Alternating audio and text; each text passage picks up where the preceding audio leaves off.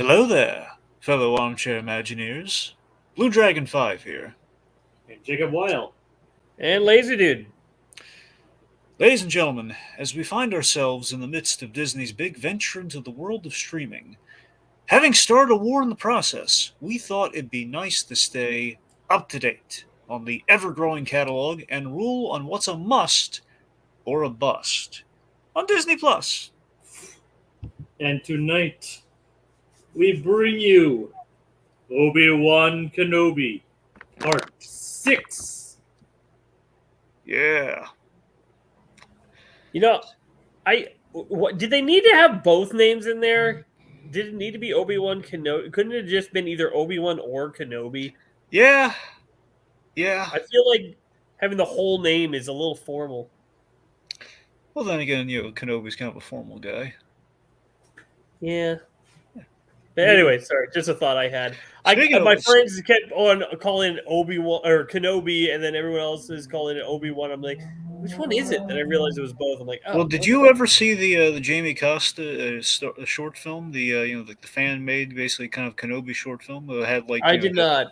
I recommend that, but again, that one was just called Kenobi, I believe. So yeah. So maybe Anyway. yeah, but I doubt Disney needed to differentiate itself from a fan film. Yeah, the Costa Costa gets a lot of attention, but we're gonna move on from there. But since the man has inserted himself into the conversation before we can pass it over to him. Hey, Lazerdude's here, as you know, and we've reached the end of our journey, and our journey into the world of Obi-Wan Kenobi, and we want to hear what Lazerdude thinks about the show, and particularly the finale. Now that we have the whole show, what do you think about it? What do you think about the episode? What do you think about the show? You know, I've been feeling the same way about a lot of the Disney Plus streaming shows. They have great concepts and great ideas within it, but overall the shows are leaving me feeling pretty lackluster. The only one that I wouldn't say this of is The Mandalorian season 1 and 2, but everything else since like WandaVision, which was okay, and then like everything else has just been kind of this whole mush of it's okay. I'm not loving a lot of it, and I'm hating some parts of it, but there are parts that I do like. I really do like. It just doesn't quite get there for me. Basically, not outside of Mandalorian, not a lot of like full-on slam dunks in regards to exactly. Like from start to finish, like oh my god, yes, that there's like kind of like a Daredevil equivalent on television. Yes, there you go. Mandalorian is a home run. Then everything else has been base hits, and then some have struck out. Regrettably, yeah. I mean, I don't want to drag obviously the Marvel shows into this, obviously, but just in general, like those have kind of fallen into a pattern where usually there's like a mystery reveal of a villain, and then we peak at the penultimate, and then the last episode kind of like it's either going to get mixed reviews or it's not going to really hit the mark. And a little bit of that's been true with Star Wars, with the Book of Boba Fett, in which the Mando episodes, fantastic, but those are Mando episodes, not quite Boba Fett episodes. But then again, you have peaks and valleys. But again, at least we're drifting back into Star Wars with our tangent. But the point being, this overall. So I'm sorry. Back to you, Lazy. Like anything specific about the episode or the show specifically, or is that? Like as I said, I like some of the idea. Like some of it feels natural. Kenobi on looking at Luke from the outside, trying to find a way into that life, and it's just like has turned himself off from the Force a little bit.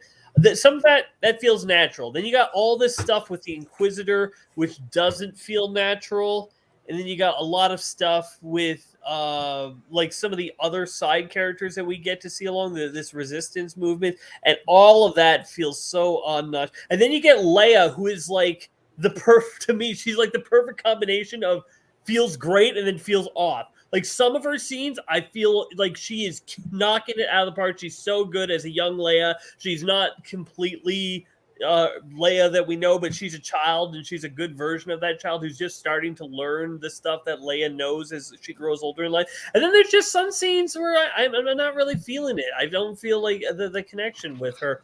But it's like overall, I liked her a lot, and I thought that she was a good choice. I feel like just the show didn't sell me on some of the scenes that they could have. Romella says hello. Hey. Heyo. Hello there. Yes, so in regards to this episode, I think had some great highlights. Here's the thing, I loved it, but I only loved half of it. And it's a very simple line for me to draw this episode because I think last episode was great. I think 3 and 5 are the strongest of the show. Problem for me again, it's still like it's no kind of slam dunk that finale that we haven't had since Mando. Again, Mando really striking it great with their finales, but. Yeah, there's a very specific kind of plot line in this episode that really just is a big downward. Like, oh man, it's like every time I cut to, it's like, oh, and especially on the rewatch, it's like, oh, this doesn't make any sense. Why are we doing this? Yeah. So let's just say the Reva stuff did not grab me. The witch stuff? The Reva, Reva, sister, the Inquisitor. Yeah, that lady. Yeah. Yeah, that there are a lot of good parts about this. I don't know. How are you guys structuring it? Are we just going all over the place? Well, let's see how Jacob felt. Then we'll Yeah. pick up with the Inquisitor stuff. So Jacob, overall, how did you feel about the episode? I'd say I'm probably somewhere in between you guys. Like, I'm mostly positive on this, but there are some parts that probably could have used a bit more time in the oven. It's basically this episode would, I guess, a good way to describe this episode would be this episode and probably this series until it would be like a hot pocket, where it's like some part like you cook it the way it says, but then some parts of it turn out very hot, but then it turns out like the center of it is completely. You got a frozen bite. Exactly. It's like congealed or something. Yeah. It's like, so that's one way to describe this series would be a hot pocket. Okay. If you get you guys got my drift. A little bit, Yeah. yeah. All right, so yeah, so see, here's the thing. So the thing really just,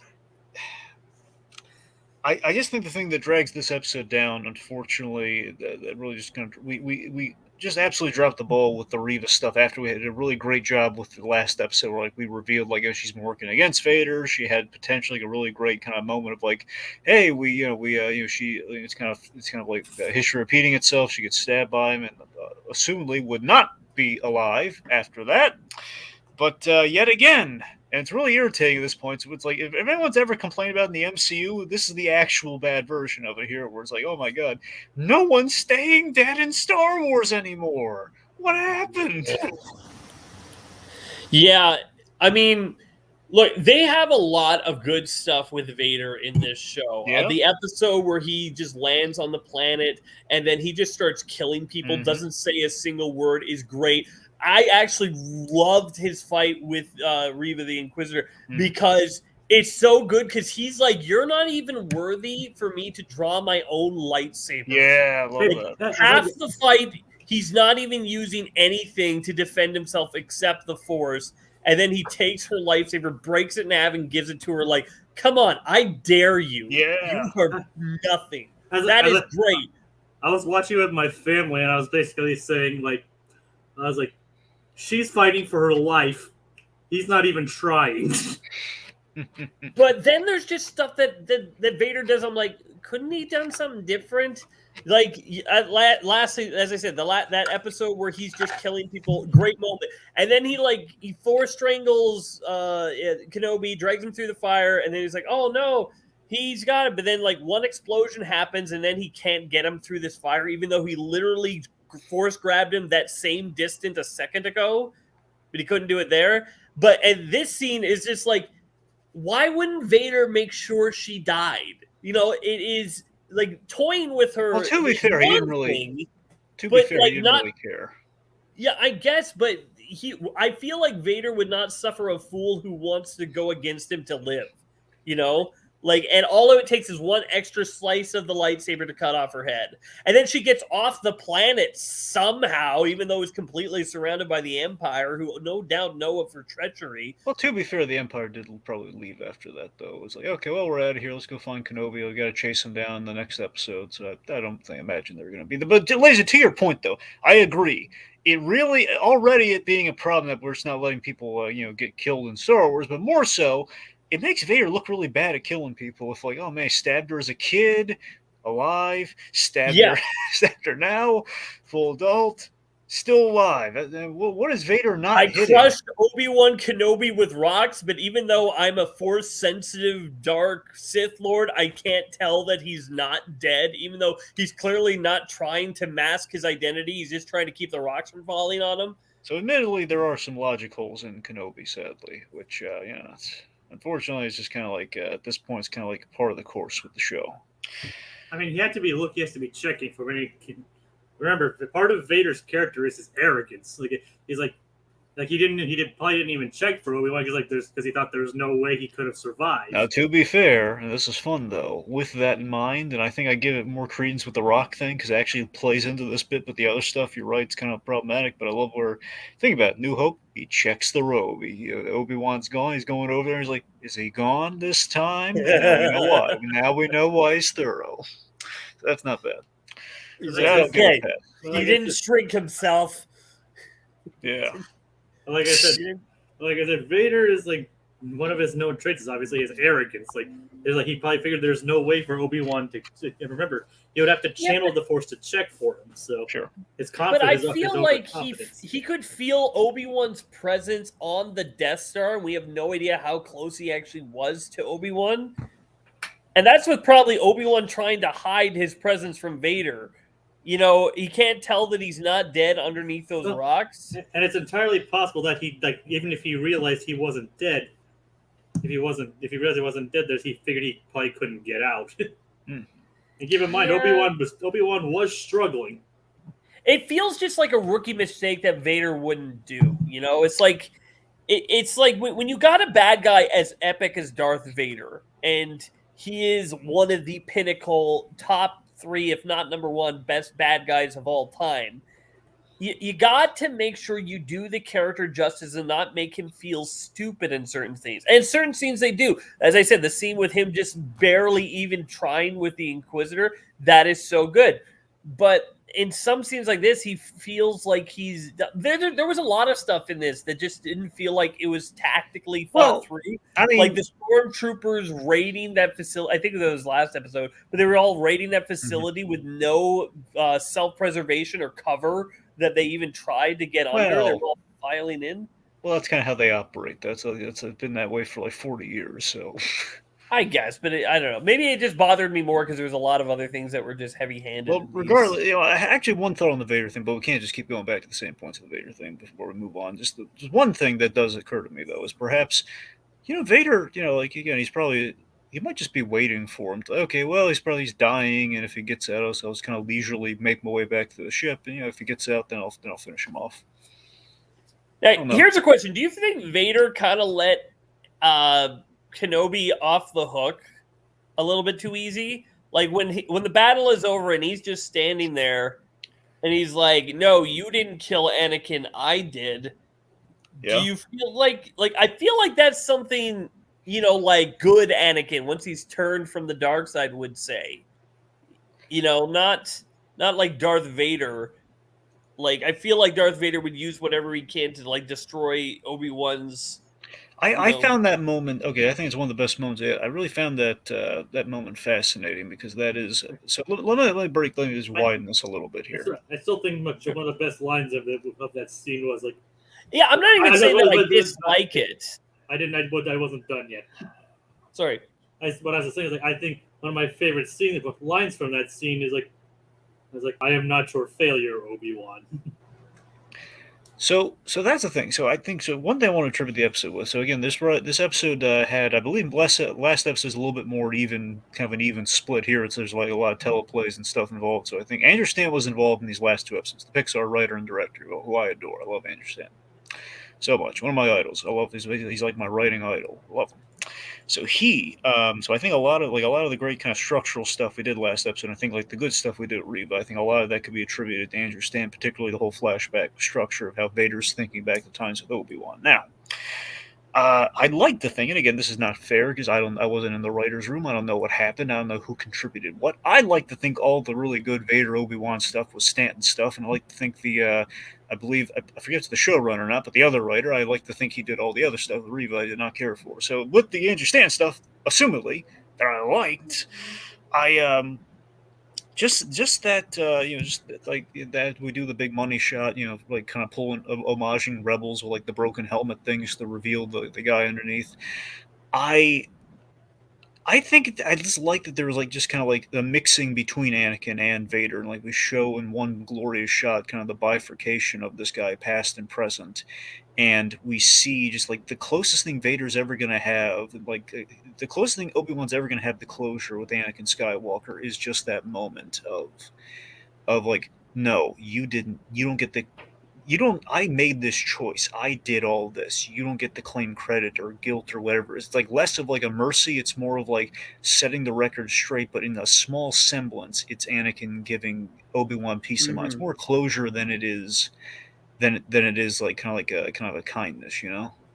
So there's like a wonderful kind of bittersweet quality to it, I thought. I can see that. I can see that him being like, I am who I am because I decided to become powerful. Maybe I wish he had a little bit more pride in it. I mean, it's kind of like it's like a Breaking Bad thing. It's like Walter White, the whole "I did this because I liked it." That's kind of like that. Yeah, yeah. I liked that we finally got to see Qui-Gon this episode. Okay, so that kind of bothered me. Really?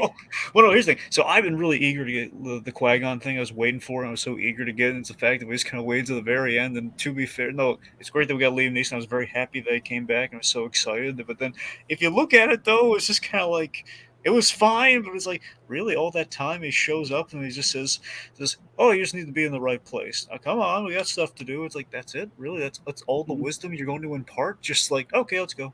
Hermit life. Yeah, I wish there could have been a talk about Anakin. Maybe there could have been some closure there because that is their biggest connection that they have. Maybe he can say something to Qui-Gon like, "I tried, Qui-Gon. like maybe that should have been a scene where he's like, wouldn't it be nice if there was like an inspiring? I was kind of hoping for two things during the fight. I kept thinking we were going to have like when Obi-Wan was kind of having a Spider-Man moment where he's beneath the rubble, and he's thinking about all the loved ones and everything, the motivation, and he get out of the thing like Spider-Man did.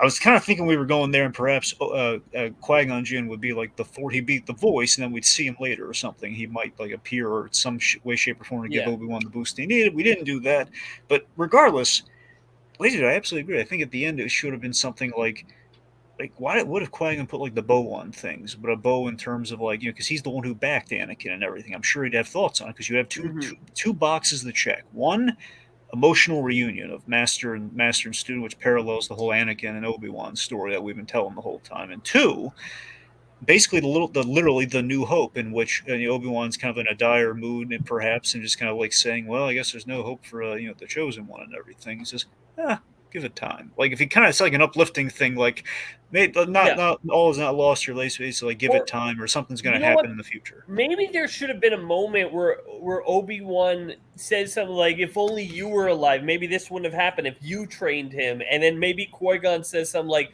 "Hey, I couldn't have done it any better." Yeah, something like that, or something I watched like everything's going the way it should. You take, and you did as well as with him as anyone ever could have. Yeah, that like everything's going the way it should. Yeah, it was kind of just like, "Hello."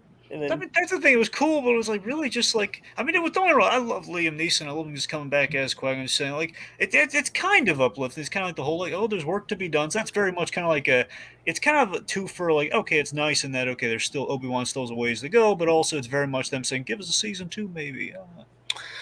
I don't. Well, I don't think they should do it. There's a lot of stuff that doesn't line up with the continuity enough as it is. Yeah. No, you're not wrong. So, I'm sorry, just to backtrack a little bit here. Any residual season 2 talk, let's hit maybe towards the tail end of things here. But, just back to the Reva thing, man. Let me tell you why I really don't like the Reva thing. Again, we did a great job with her last episode when we kind of gave her some layers, much and very similar to another example is a parallel to a Marvel show here. I adore Falcon Winter Soldier. I love it, but I agree the villain, the villain with the flag smashers, particularly Carly Morgenthau, not great. Unfortunately, there was one episode, I think it was episode 4. It was 4 or 5, I think it was 4, in which there was a glimmer of hope for her. Like, okay, she's having a moment talking to Sam Wilson, and then we just kind of forgot all about it. So the point being, I think we kind of went the Carly Morgenthau direction with Reva. Yeah, hers basically like, yeah, maybe terrorism is bad. Let me go be a terrorist some more. So that's the thing. So this is pretty much. So that's the thing. So here's the thing that bothered me most. And look, ordinarily I'll give things like a lot of leeway, especially if like the performance or something is like compensating here. But here's the problem. She has absolutely no good reason at all. Not one iota of a good reason to like, okay, I had my big moment. I failed, getting my shot in my revenge against Vader. We know for a fact she was trying to take down Vader. We know for a fact she's not pro killing Jedi kids.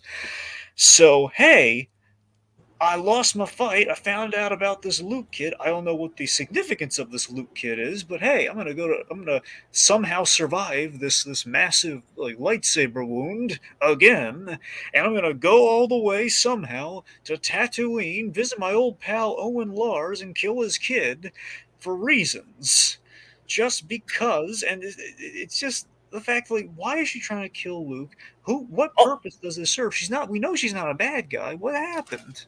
Also, can I just say I am so sick and tired of when somebody's going to like attack somebody's house or village or whatever, and they say, "This is our home. We're not leaving." Because Emperor, what? Like she's like, This is our house. I'm not leaving. I'm like, your nephew is literally in danger from a dark Jedi, and you think your blasters are going to do anything? Move, lady. Move. Okay, to be fair, she did have a point with the whole, like, what are we going to do, run to the desert? Well, yeah, it's not really the best plan. I mean, maybe not, but I don't know. It's like, well, it's better than staying there and going after someone who Uncle Owen did have contact with.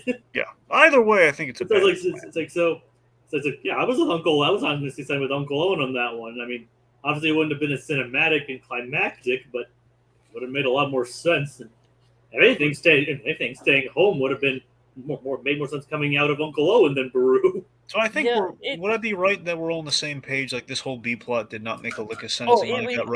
Her character, for the most part, I felt was so pointless throughout the whole show.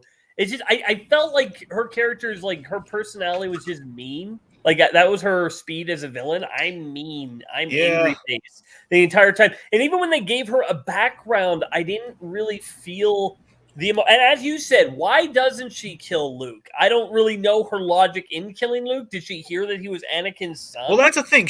No one, and I don't care what anyone tells me, like, no one is gonna know. Like, Vader doesn't know that those are his kids. How is anyone else gonna know? And I don't think he said it in the message. He just said the boy or something that we will look after. So it's like, who is she getting revenge on? Exactly. It doesn't make any sense. I think she made a connection. Like, she saw the thing from Bail Organa. Yeah. And then, like, heard the name Owen, who she recognized, and then the boy. Yeah, yes, Jacob, but why? Why is she like... And let me say this. So I was trying to add to your point, Dragon. All right, go on. I'm sorry, go on. It's kind of a large leak of think maybe this kid is important to Obi-Wan too. I mean, even so, I just really don't. I mean, yeah, that's the thing. It's still like, well, what do you really have to like get revenge on Obi-Wan for? I mean, he gave you your shot that you wanted and you failed, so I'm gonna go kill a kid that means something to Obi-Wan just because I'm mad, I guess. I'm mad that I suck. I'm mad that I suck. I'm mad that I suck at like my big life's mission. I overestimated my powers here, and I failed miserably because I'm gonna take out the guy who killed all the younglings, including me. So that's gonna work out great. I never felt really any real menace from her as a character. I didn't feel like even the little girl wasn't scared of her when she's being interrogated. She's like, "Is this a staring contest?" Yep. Yeah, exactly. That's actually one of the best parts with her because you could tell Rey was just like, "Listen here, you little shit." See, that's the thing. They just need to pick a lane with Reva, and unfortunately, they were two very different lanes. And when they collided, they just kind of ran out of juice, and they just kind of like, "Well, we need her to be scary again." Here's the thing. I feel like this is. Why couldn't she been like a full-on villain? Why did they have to give her a redemption arc in the end? Like, if you had her like crazy at the end, and Obi-Wan Kenobi gets there, and she's like going to kill him, and she's like nuts. She's gone insane, and Obi-Wan has to put her down. And that's sad. That's a sad scene. Like somebody who was a youngling that he could have helped, but he wasn't able to, and now he has to put her down. That's a character that is sad that I can get behind. Maybe she can have a moment like Maul, but I feel like why would Obi-Wan Kenobi realistically let her live? She's like already corrupted by the dark side. Just because she didn't do one bad thing doesn't mean she's not going to be able to be interrogated and give up Luke's location. As far as I'm concerned, she kind of lost sympathy when she could have potentially tortured Leia to death. Yeah, but it's just like like somebody who could I think to what was it? Fallen Order, was it the Star Wars video game with Kyle Kestis? Yeah, it's Fallen Order. Yeah, Fallen Order. The ending of that where you finally reach the Inquisitor and she kind of like breaks down because she's like was a person that was taken, tortured, and made into this monster, and then you see Vader come up and utterly kill her. Like that's tragic, It's like somebody's finally feeling a little bit of her humanity, and then she's utterly killed. I would feel like more sympathy for her if she was all out, but then they try to make her, oh, I did the good thing, but yeah, so what? It just means you're two halves of nothing. So basically, you're saying that Fallen Order did a better job with that story than this show did.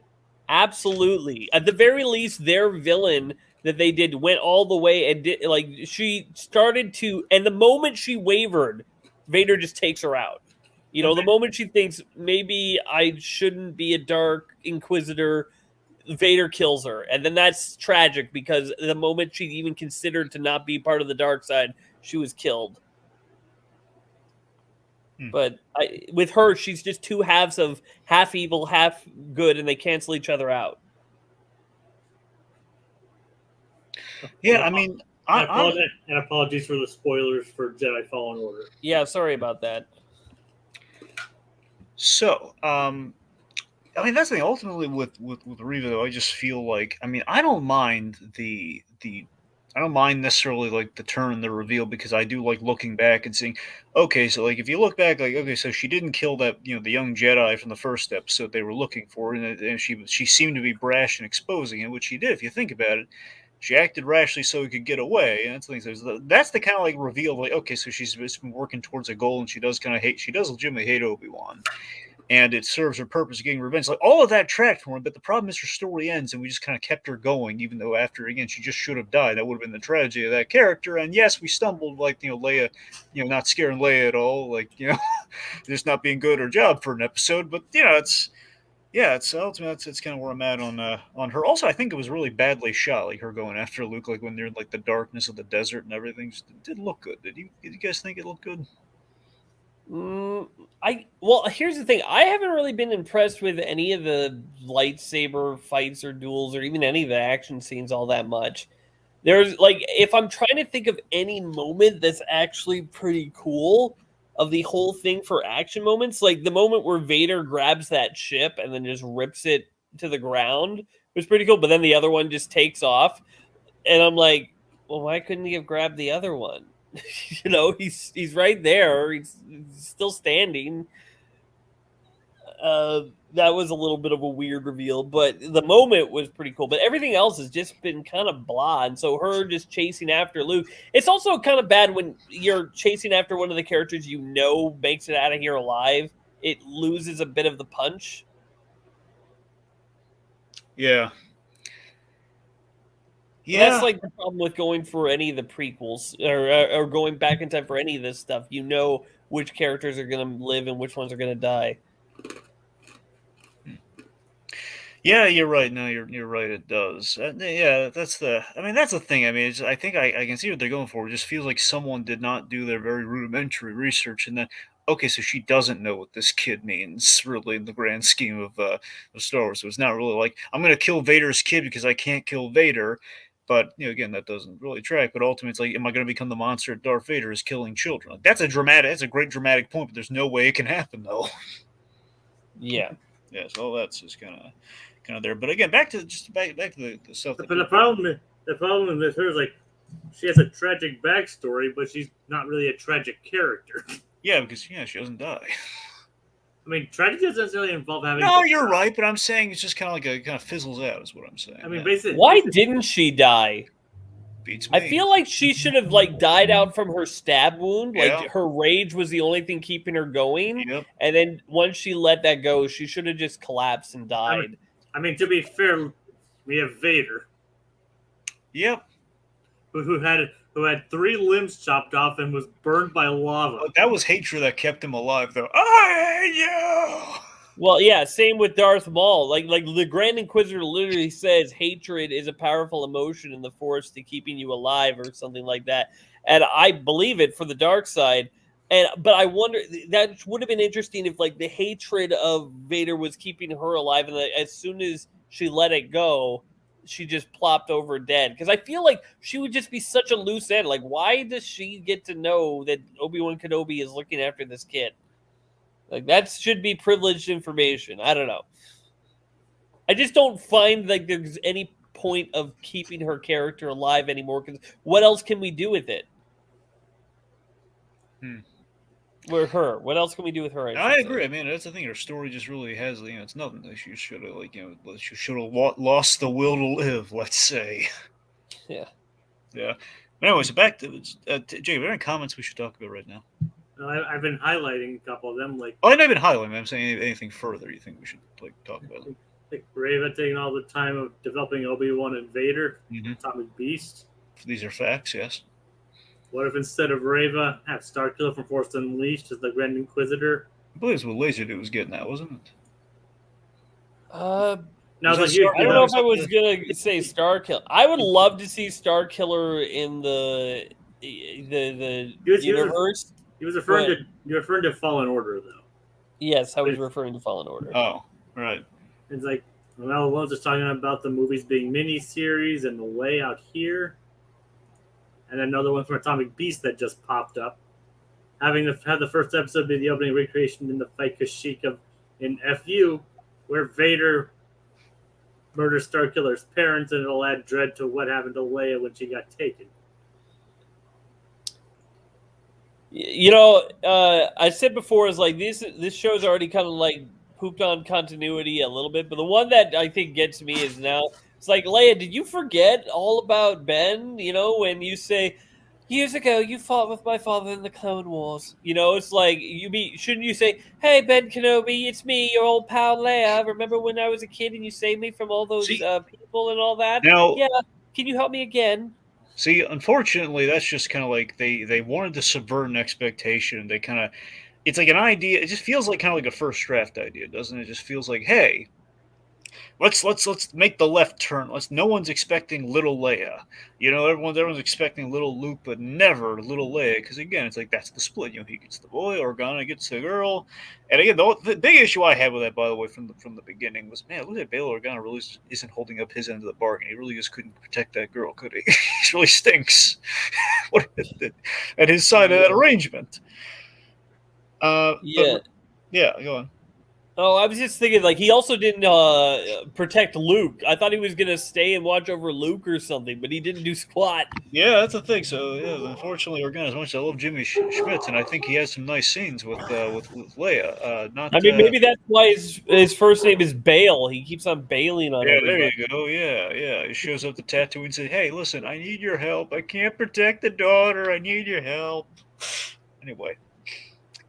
But yeah, that's the thing, though. Is the little Leia thing is just there's always it's an unavoidable kind of like continuity hitch now that again, unless they really stuck true to the whole they're really going out of their way just to stick with like Ben versus Obi-Wan when she's around him or something like it would have been like.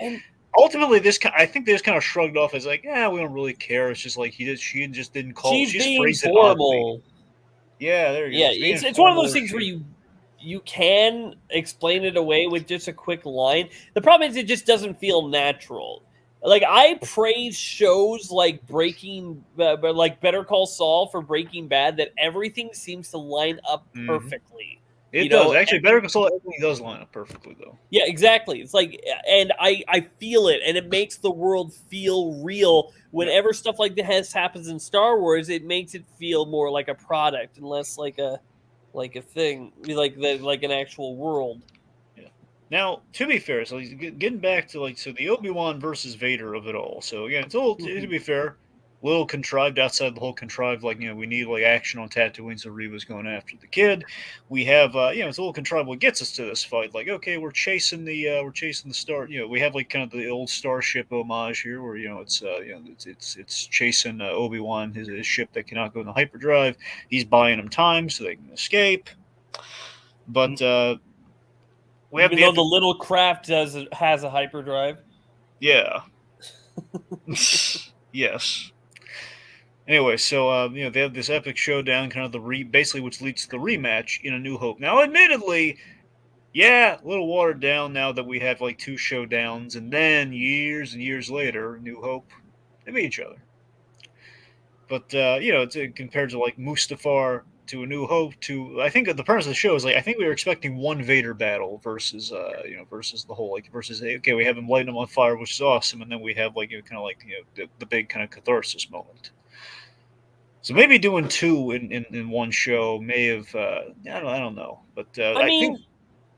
Sorry, I was just gonna say the only thing that we heard from New Hope was when last we met, I was but the learner, now I am the master. Yeah, I mean, it feels better with that line straight from the prequels, but Obi-Wan kicked his butt in the end. Let's not be fair, and that's what they needed to do. Yeah, they had to have Obi-Wan utterly destroy Vader in order to feel like he was still the learner and Obi-Wan the master. Yeah, that's the thing. So I mean, ultimately, I think it works. I'm just saying that. I mean, I think what people had really been saying is the whole it's kind of taking the juice out of that line. But then again, we did have 2 really excellent kind of encounters between Obi-Wan and Vader, and the latter does line up with A New Hope. So I think ultimately it does still work. Yeah. And anyway, so with the so again, I mean, just what I was getting at too is again, I'm just going to blindly cite Stanton here because I think a lot of this is the kind of the prequel-y stuff that worked here, where we have bits that are kind of in reference to the other stuff, like we have nods to Rebels, or how Ahsoka cut the helmet, and we have bits we're kind of coining similar lines, and kind of poses, like Obi-Wan's doing the old kind of samurai pose he used to do in Revenge of the Sith. Yep. And I'm trying to think of there was another one. There was something like yeah, well, obviously, hello there. That's great. But his very last line. I thought that was gonna be the last line of the show too. Me too. Before he met. Buy that. I know that. I was like, they had to. You had to. They knew they had to put that in there somewhere.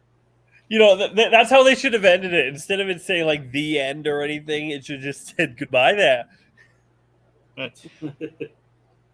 Right. Oh, by the way, did you notice they had little references like this too? Think about it. When Vader's mask cuts off, that he gets a head wound. That head wound is what he has in Return of the Jedi. When he gets unmasked, years and years later, he's got this gash on his head that never healed. That gash is from Obi-Wan. Now it's kind of cool. No.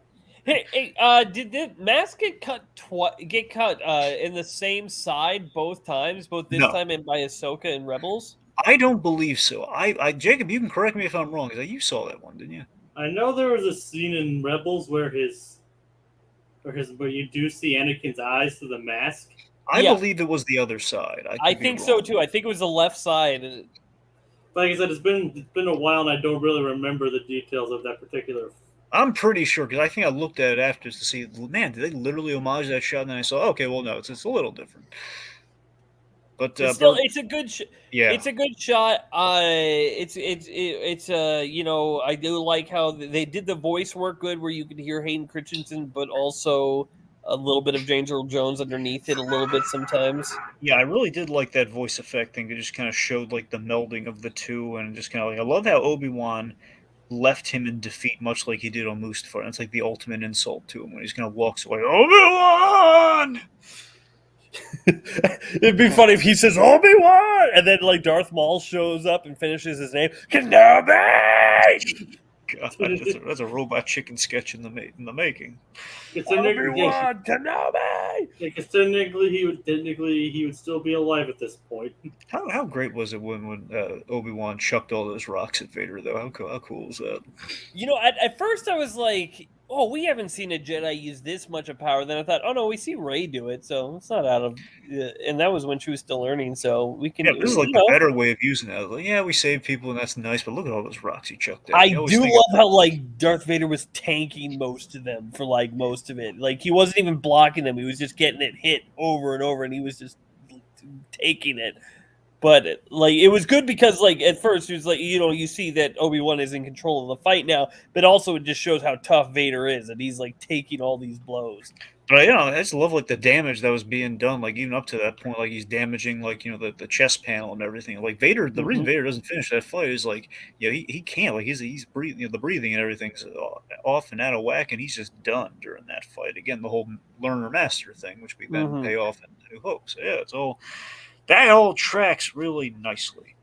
Then we have a. Yep. Oh, sorry. I was saying, what do you guys think of this like underground resistance movement thing? Because I felt everything to do with them this season felt really forced and unnatural. In the end of the day, I think it kind of became. I think there were. I think it was kind of nice that the checking on the world building with the whole Jedi Underground thing. I think. But yeah, we did kind of like a thing where we may have confused it a little bit, where we had Haja, which was fun. That was just kind of like less. It's unclear if he was actually connected to the Jedi. It sounds like he was actually connected to the Jedi Underground Railroad thing. The path, I think. The Underground Speedsters? Speeders? I mean, sure. That works too.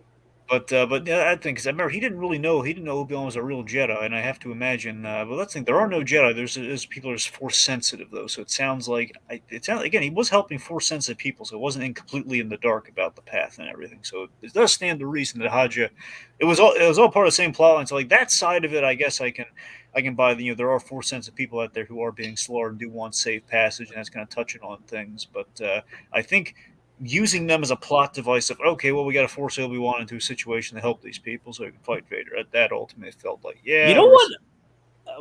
I was just sorry, I interrupted you. Go. No, I was just saying ultimately, yeah, that's just kind of what that is. I was just saying, you know what we need?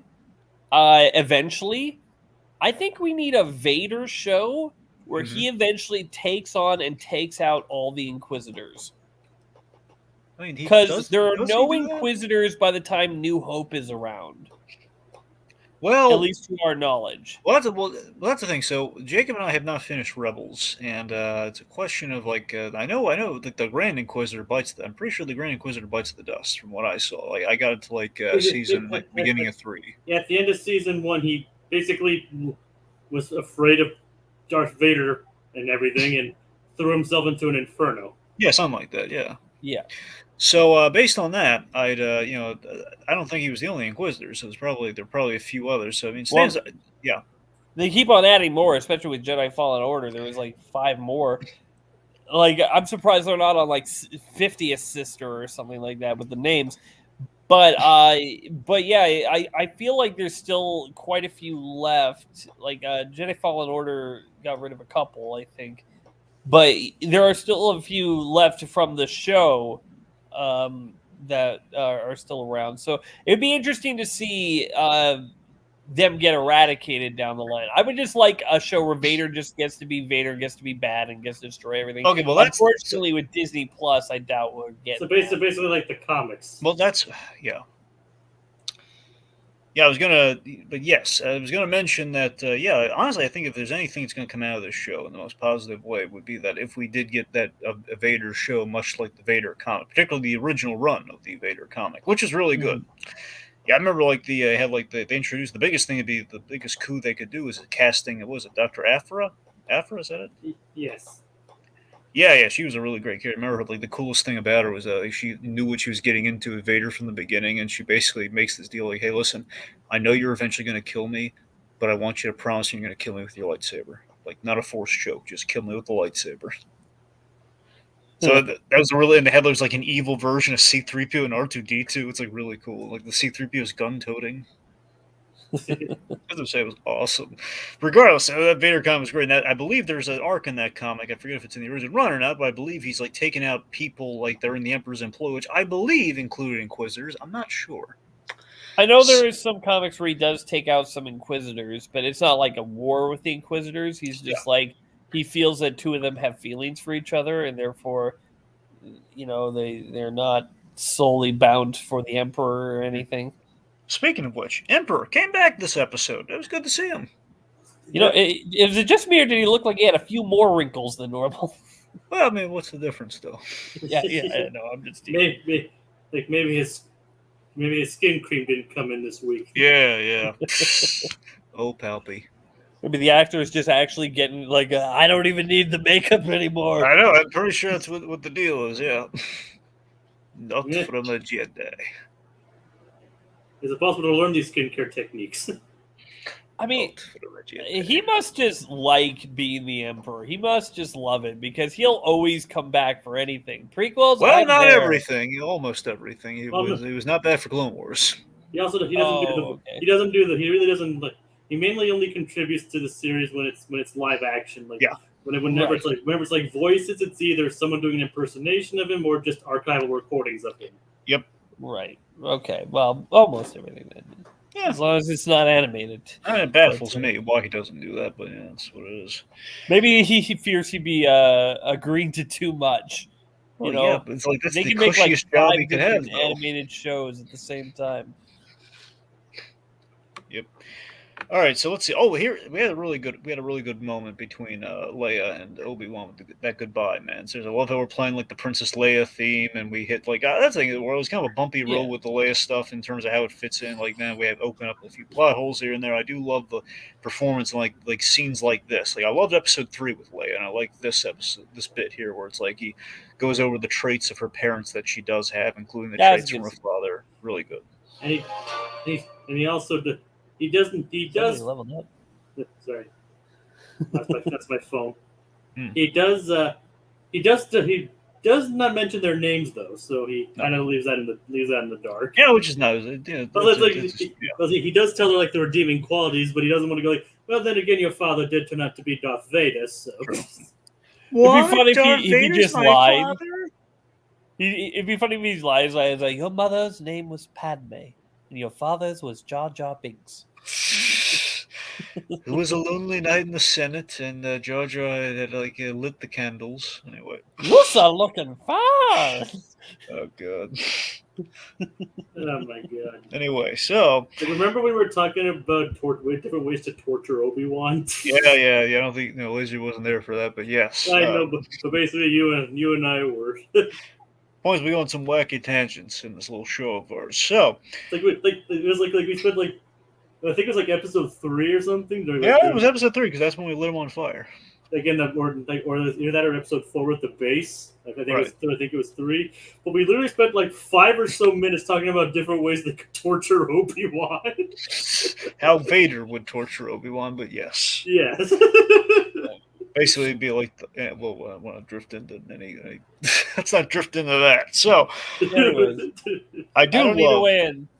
Right. Anyway, so the hello there, very nice. Obviously, it's a big fan service kind of thing. But additionally, though, it's a great little moment of him being introduced to Luke, who again, seemingly the whole show is like you went into the show thinking, okay, he's gonna meet Luke, and they're gonna be pals. It's gonna be like that Jamie Costa short film. Did not turn out that way. But you know what he gave him? I kind of wish we saw it, but you saw he had that little ship for him that I bought from the Jawa. He's going to give it to him, and that was going to be nice. Same ship he's playing with in New Hope. New Hope, yeah, which is great. Yeah, and that's it. Obviously, he's riding off on his little, little kind of alien camel thing, and he kind of bumps into the old Qui-Gon as he's heading basically towards the area where the Sand People roam, which is where Obi-Wan lives in A New Hope, I believe. Yes. Yeah. How does he get all that furniture out there? That's my question. Well, I mean, all he had was he probably bought a new crate. Well, the Force. Oh, that too. Yeah, the Force doesn't do interior decorating. How much furniture did he have? How much furniture did he have? I was saying he's able to move it with the Force. I mean, I think he had a table and chairs. I know he had a box. I don't think he had. Are you sure he even had chairs? You think he just might? I don't know. Maybe I should look it up. I thought he had like some white furniture on the ground or something. Maybe. I don't know how much of that's like basically with the Pixar thing. Who cares? Sure.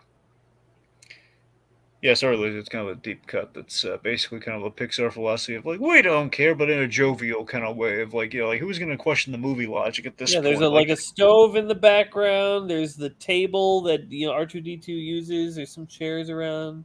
really had chairs. Well, at least they're sitting in something. I assume Oh they're no, chairs. okay, sure, no, okay. Anyways, but anyway, yeah, he has a long time. He has like 30 years. He can probably go to Well, Mossman's and get some chairs. well, he's got 10 years, but yeah, Boy, he's gonna grow his facial hair really quick. yeah, that's the thing. A lot of people thought they It's were gonna go white really quick. A lot of people thought they were going to do this thing called like the force drain, which was going to make his hair white, but they did not do that. So Why didn't they even put some gray in his hair? They could have done that. I think I was just going to celebrate. Man, look how great McGregor looks, man. We got to celebrate this man's virility. Yeah, sure. Well, maybe those 10 years living with the Tusken Raiders. Yeah, I mean, yeah, he's living in the desert and everything. You know, it's gonna add up. Be funny if like Anakin's like, Obi-Wan, you've gone very white. Anakin, I've seen the Tusken Raiders mate. It is not a pretty sight. Oh god, no. He's seen like the Tusken Raiders without their mask on. That's what turned them. That's Yeah, what turned it's white. Like with Bruce Campbell terrifying. it's like that streak of white at the end of Evil Dead with Evil Dead 2 with Bruce Campbell's hair. It's like anyway. Yeah, so but I mean, yeah, it's going forward. I mean, in general, again, I think more than the season 2 of this, I'd want to see a Darth Vader show, which I mean, it's possible given the positive response I think people have had towards Vader here. Which we've been representing Vader pretty good ever since the whole No incident. They've been giving like Rogue One, and it's just kind of every time it pops, it's like, oh, Yeah. look how cool Vader is. I wish there was like some more like Rogue One type of moments, like where he was just like wrecking some bad some people of the Resistance or something. But we did. You know what? We did get some really good moments with Vader. Like I'll say, I still think my personal favorite is the highlight of him just like barely even fighting her Reva, barely even just like, you're not even worthy for me to draw my own lightsaber. But it's all done without dialogue. That's what I really love about it. Vader is not a very talky villain, and they did that decently well, I think. That they did. Yep. All right. Well, I think that unless you guys have anything else you want to weigh in on, just in general here, I think we got it. Would you guys want a season 2? Yay or nay? I would say nay. Not because it was like super terrible or anything. It's just like I feel like anything else we tell here is going to be forced. I think they're going to end up doing it. I would not recommend it. I mean, that's the thing. I mean, honestly, I think the rationale would be, okay, now we're going to do the Luke story, but it's still going to be the point of like, well, we kind of squandered that opportunity already. And like, I don't think, as much as if I were to go into it, the only thing I'd want to see, period, would be I want to see more Qui-Gon and kind of Obi-Wan stuff. But even that is really just needed one really good scene versus like a series of, okay, and Qui-Gon's teaching Obi-Wan how to become a Force ghost. You know what I would like? I would like a Visions type thing, but instead of being animated a bunch of random things, just a bunch of like an episode about different stuff happening in Star Wars. Like instead, I wouldn't want to watch a series on Luke growing up in the desert because I feel like before he gets Jedi training, there's not really much to tell. But I would like to see maybe one episode of Luke and his friend Biggs going down Beggar's Canyon and that whole story. Maybe one episode. Would you want it live action or animated? Yeah, live action or animated would be fun, but like live action, I think could work too. But I don't need a whole series. Just like tell me the individual stories. Like if they didn't already do the Kessel Run in Solo, maybe do that. Tell just a quick story in the background of what's happened with these characters. Like imagine this, okay? Imagine. With the kind of the anthology episodic sort of thing, you had you had one episode that brought back Alden Ehrenreich, and you kind of like touched base on like, okay, here's him and Chewie doing stuff, kind of like beyond Solo, breaching more into like New Hope, and then you have an episode that you have the Biggs episode, the Biggs crossover, and then you have like kind of like maybe a Jabba the Hutt episode, or basically put Jabba the Hutt into the Solo thing for all we know, something. Yeah, and they don't even need to be long. Like yeah. I would just it could be like a quick 10-minute thing. It can be depending on the story that you need to tell. It can be quick. It doesn't have to be super long. Just give us a little bit more context into these characters' lives, and that's all I need. I don't need Imagine like one entire like Captain Rex episode, but with Tamara Morrison. Yeah, you could do that. You could do you could, I don't know, maybe you could even like secretly set something up. Maybe like the last episode is a surprise thing where we see what happened to Ezra or something. I don't know, but that's Well, probably that's what the Ahsoka show is going to be all about, though. yeah, I guess. But you know, you could throw something in there. Just like for the stories that don't need a show but could have a story told. I would like that rather than having a whole forced show. I think ultimately, I think the big takeaway is that, you know, look at Mando obviously being kind of the thing that lit the flame here. Mando assembled a bunch of really great directors and, you know, kind of talents, you know, together, particularly, you know, one of them directed this. Exactly. So that's my point, is that you have all of these like disparate kind of really talented directors who really kind of showed their stuff in almost kind of like a separate, like here's like kind of their flavors of Star Wars. So it's kind of what you're talking about, but basically imagine if it was like more bifurcated in terms of like, okay, so these are just like 6 or 8 or however many like different stories and different tellings with these directors that could be pilots of their own. Now, unfortunately, they probably all get Disney Plus series ultimately. But let's just say, for the argument's sake here, at least for the artistry of it all, they go, yeah, let's just see what they would do and kind of disparate, just kind of examples of just Star Wars. You know, Jabba the Hutt's rise to power. You know, I'd watch it. That's what I'm saying, though. I mean, wouldn't that be interesting, though, if you just kind of like got that sort of like, you know, just kind of like, again, because you had so many talented directors, and again, like Deborah Chow, for example, does great on the episodic, but I don't know if I give her a whole show based on this, you know? Yeah. Yeah. I don't know, just a thought, but I don't really have anything else to say. The show, if I don't know what I would rate it. I mean, I would have even just given it an even 5 for me. There are some really good. There are some really good moments, but there are a lot of like it drags a lot, and I feel like there's some parts of it I just don't necessarily think fit. There are some just scenes that are so like badly written. Like there's that one scene where the guy's like, "Hey, Obi-Wan, I don't want you here. You better clear out." Obi-Wan says, "You don't know what I've been through. I know what you've been through. Hey, I'll do whatever you want." You know, it's like within seconds. I was just like, okay. But yeah, I enjoyed it. I don't think I'll ever watch it again, unless like I'm with unless I have kids and like they want to see everything. Yeah, I think I'd probably go back to episodes 3 and 5, and like most, you know, probably. Yeah. But yeah, I mean, that's the thing. Honestly, I think I'm leaving this looking more forward to the Ahsoka show because that's going to be kind of with our Mando guys on it. But yeah, ultimately, it's again had great highlights to it. I mean, I full on agree with you there. It's just I don't know. It's great seeing McGregor back, kind of brought a little bit of the old magic back, and I think kind of did work its way into redeeming, you know, kind of the prequels to an extent, particularly the best of the prequels with the third. Mm-hmm. Yeah. All right, Jacob. Anything else you want to add? I can't really think of anything. You know, I was just thinking like some shows are better to just watch clips of them on YouTube and Facebook. And I feel like this is going to be that show. There's going to be certain scenes that will crop up on YouTube and Facebook that I'll watch, and like when they pop up, I'll watch them. But I don't feel like I'll ever go through the show again. I'll just watch the good highlights that people clip out and put on their own. Let's be honest, fans are a sick bunch. You know what they're going to do. They're going to watch Obi-Wan be set on fire a number of times by Vader. It's like Vader's going to set that guy on fire because he left him on that fire planet, you know, with the lava. Yeah. Oh no! Yeah. Oh no! Oh no! Yeah, they're going to. And then he's gonna keep him alive, take him to Inquisitorius, and put him in the torture chamber. Yep, and so see, Han Solo didn't like it, huh? Oh, you hear that? Yeah. Yeah, Han Solo didn't like it, even though that hasn't happened yet. I'm gonna shave your beard, Obi. You're gonna make it grow it again and again until it's all white. grow a beard and shave it off, and you won't live happily ever after. Yeah. All right.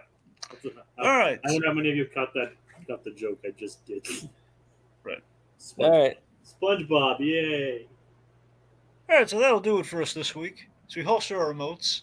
So the next installment calls for the draw, Mano a Mano, just plus. And wait a minute, there's more. I want to thank the lovely folks before we go. Oh, yep, thanks to MJ. Yep. Atomic Beast. And, of course, Ramello. And Lazerdude too. And Laser, Yay. and also Dragon, Glad to be here. and also All right. Dragon, and myself. And again, mano a mano, just Plus and Us. Goodbye there. Goodbye there. Goodbye, that.